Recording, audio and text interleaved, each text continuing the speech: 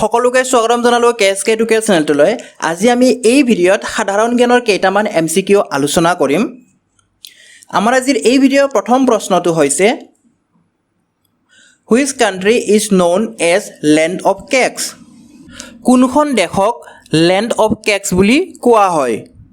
আৰু ইয়াৰে উত্তৰটো হৈছে স্কটলেণ্ড। ইয়াক কেলিডনিয়া বুলিও কয়। অটমিল কেকছৰ কাৰণে ৱৰ্ল্ড ফেমাছ হয়। অটমিল কেকছৰ কাৰণে ৱৰ্ল্ড ফেমাছ হয়, সেইকাৰণে স্কটলেণ্ডক কি বুলি কোৱা হয়? লেণ্ড অফ কেকছ বুলি কোৱা হয়। এতিয়া আহিছোঁ নেক্সট প্ৰশ্নটোলৈ। Kuchipudi is the dance form of which state? Kuchipudi কোনখন ৰাজ্যৰ নৃত্য ৰূপ হয়? প্ৰথমতে মই ভাৰতৰ কেইখনমান ৰাজ্যৰ নৃত্য ৰূপকেইটা দেখুৱাই লৈছোঁ। ভাৰতনাট্যম তামিলনাডুৰ হয়, কথক উত্তৰ প্ৰদেশৰ, কথকলি কেৰেলাৰ হয়, কথকলি আৰু মোহিনীঅট্টম এই দুটা যিটো নৃত্য ৰূপ আছে, যিটো ডেন্স ফৰ্ম আছে, এই দুটা কেৰেলাৰ পৰা আহিছে। কুচিপুড়ি হৈছে অন্ধ্ৰপ্ৰদেশৰ, গতিকে আমাৰ এই প্ৰশ্নৰ উত্তৰটো হৈছে অপশ্যন এ অন্ধ্ৰপ্ৰদেশ। ওড়িশী হৈছে উৰিষ্যাৰ, আৰু সত্ৰীয়া হৈছে আমাৰ অসমৰ, আৰু মণিপুৰৰ হয়, গতিকে এইকেইটা আমি মনত ৰাখিব লাগিব। নেক্সট আহিছোঁ 3 নম্বৰ প্ৰশ্নটোলৈ। Where is Chilika lake located in India? Chilika হ্ৰদ বা চিল্কা সৰোবৰ ভাৰতৰ ক'ত অৱস্থিত? আৰু ইয়াৰে উত্তৰটো হৈছে উৰিষ্যাৰ পুৰীত আছে।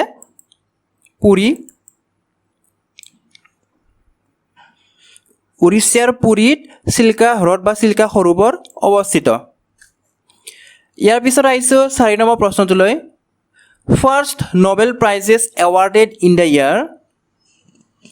সৰ্বপ্ৰথমে নোবেল বঁটা কিমান চনত দিয়া হৈছিল? আৰু ইয়াৰে উত্তৰটো হৈছে 10 ডিচেম্বৰ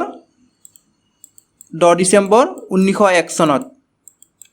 গতিকে ইয়াৰ উত্তৰটো কোনটো হ'ব? অপশ্যন বিটো হৈছে ইয়াৰ শুদ্ধ উত্তৰটো, 1901 চন। সৰ্বপ্ৰথমে ইয়াক ছুইডেনৰ ষ্টকহোলমত দিয়া হৈছিলে। এই যিটো নোবেল প্ৰাইজ, এই নোবেল প্ৰাইজটো কোনে এষ্টাব্লিছ কৰিছিল আপোনালোকে জানেনে? ইয়াক এষ্টাব্লিছ কৰিছিলে আলফ্ৰেড নোবেলে ইয়াক এষ্টাব্লিছ কৰিছিলে। কিমান চনত এষ্টাব্লিছ কৰিছিলে? 1895ত।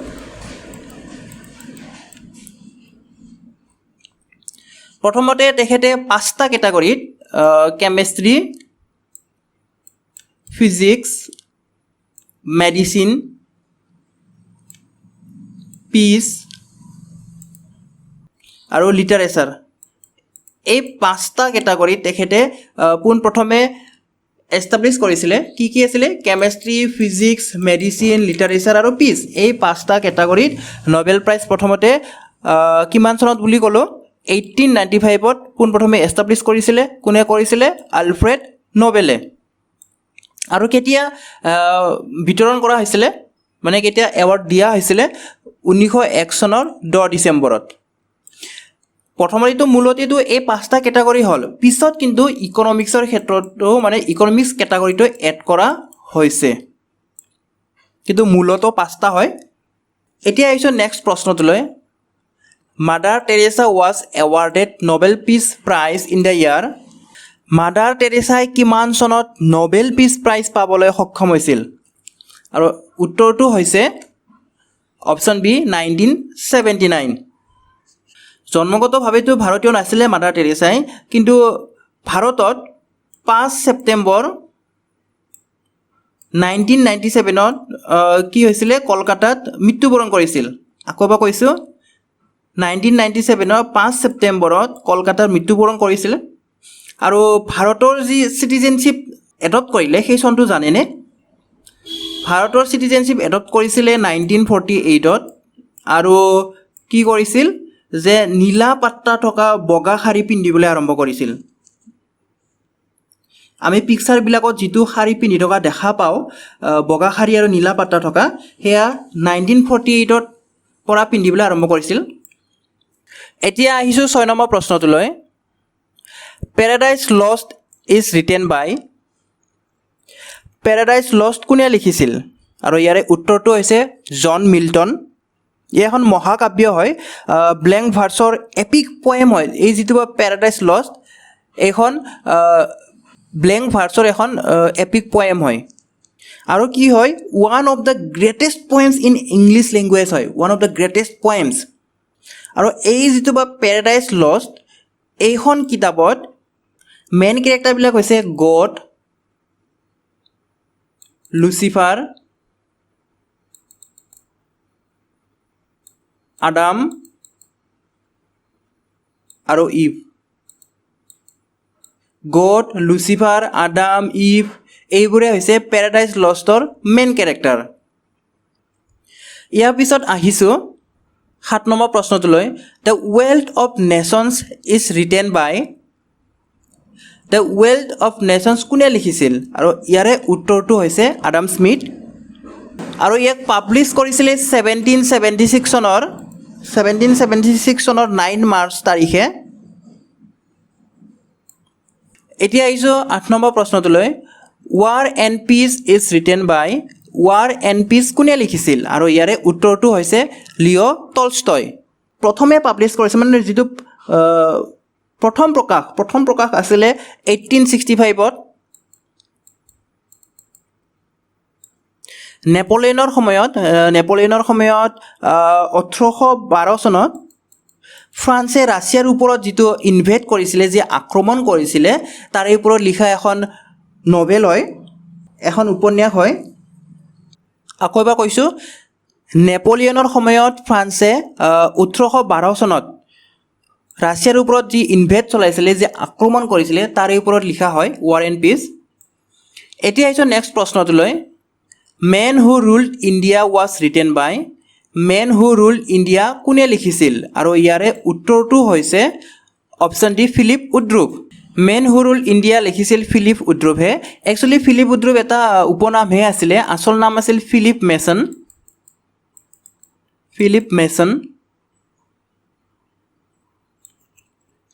এই কিতাপখনত মেন হু ৰুল্ড ইণ্ডিয়া এই কিতাপখনত ব্ৰিটিছে ভাৰত শাসন কৰা যি ব্ৰিটিছৰ যি পাৰ্চপেক্টিভ ভিউ সেই পাৰ্চপেক্টিভ ভিউ আছে ভাৰত শাসনৰ সময়ত ব্ৰিটিছে কেনেকুৱা ধৰণৰ কি মানে সন্মুখীন হ'ব লগা হৈছিলে তাৰে বিষয়ে আছে ইয়াতে এতিয়া আহিম নেক্সট 10 নম্বৰ প্ৰশ্নটোলৈ who is the father of English poetry ইংৰাজী কবিতাৰ পিতৃ কোন হয় আৰু ইয়াৰে উত্তৰ হৈছে Geoffrey Chaucer option D is the correct answer 1300 পৰা 1400 এই চনৰ মাজত তেখেতে জফ্ৰি চচাৰে সাধাৰণ মানুহবিলাকৰ কাৰণে কি কৰিছিলে ৰেকগনাইজড পয়েমছ আৰু ষ্টৰিজ লিখিছিল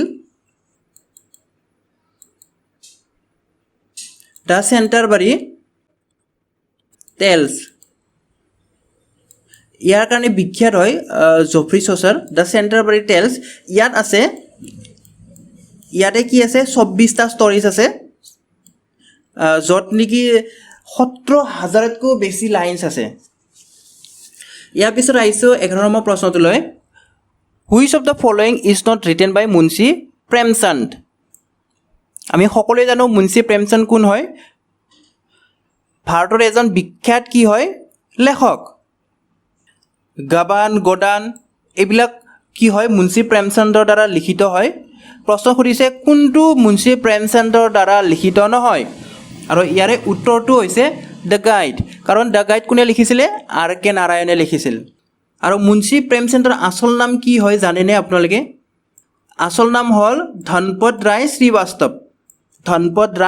শ্ৰীবাস্তৱ মুন্সী প্ৰেমচন্দ আৰু নবাব ৰায় তেখেতৰ টাইটেল হিচাপে মানে খ্যাত হয় বা উপনাম হয় এতিয়া আহিছোঁ নেক্সট প্ৰশ্নটোলৈ which of the following is not written by R K Narayan তলৰ কোনটো আৰ কে নাৰায়ণৰ দ্বাৰা লিখিত নহয় আৰু ইয়াৰে উত্তৰটো হৈছে নিৰ্মলা কোনে লিখিছিলে প্ৰেমচন্দে লিখিছিল ঠিক আছে তো ইয়াৰ পিছত আহিছোঁ 13 নম্বৰ প্ৰশ্নটোলৈ the book Gulliver's travels was written by আমিতো সকলোৱে মুভিখন চাইছোঁৱে গালিভাৰ্ছ ট্ৰেভেলছ এই মুভিখনটো চাইছোঁৱে বাৰু আমি এতিয়া এই যিটো কিতাপ সেই কিতাপখন কোনে লিখিছিল আৰু ইয়াৰে উত্তৰ হ'ল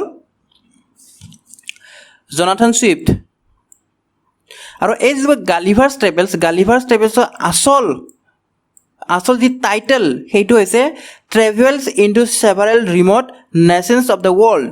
এইটো হৈছে গালিভাৰ্ছ ট্ৰেভেলছৰ আচল যি টাইটেল সেইটো। এতিয়া আহিছোঁ নেক্সট প্ৰশ্নটোলৈ। Who is the author of the book the adventures of Sherlock Holmes? আমাৰ সকলোৰে পৰিচিত হয় শ্বাৰ্লক হোমছ। ইয়াৰ ওপৰত মুভিজ আছে, টিভি ছিৰিজ আছে, আৰু ইয়াক লিখিছিল অপশ্যন বি আৰ্থৰ কনান ডয়েল। আৰু কেতিয়া পাব্লিছ কৰিছিল জানেনে আপোনালোকে? ইয়াক কৰিছিল 14 অক্টোবৰ 1892। আৰ্থৰ কনান ডয়েলে ইয়াক লিখিছিল আৰু পাব্লিছ কেতিয়া কৰিছিল? 14 অক্টোবৰ 1892। ইয়াৰ পিছত আহিছোঁ the great tragedy was written by. The great tragedy কোনে লিখিছিল? আৰু ইয়াৰে উত্তৰ হৈছে অপশ্যন বি J.A. ভুট্ট। J.A. কি হয়? J.A. হৈছে জুলফিকৰ আলী। J.A. মানে হৈছে জুলফিকৰ আলী ভুট্টোৱে দ্য গ্ৰেট ট্ৰেজেডি লিখিছিল। আৰু কেতিয়া পাব্লিছ কৰা হৈছিলে? 1978ত ইয়াক পাব্লিছ কৰা হৈছিলে। আজিৰ ভিডিঅ'টো ইমানতে সমাপ্ত কৰিলোঁ। ভিডিঅ'টো শেষলৈ চোৱাৰ বাবে ধন্যবাদ।